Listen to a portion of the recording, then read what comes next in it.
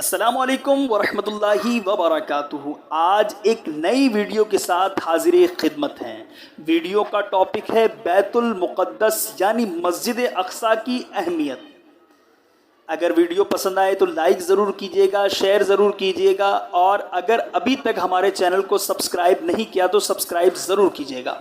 مسجد اقصی مسلمانوں کا قبلہ اول ہے۔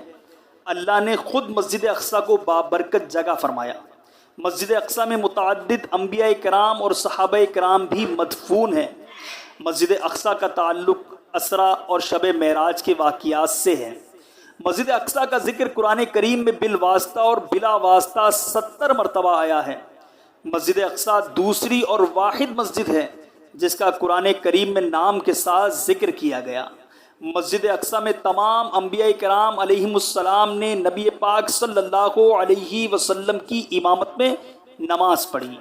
مسجد اقصی کی حفاظت ہماری اولین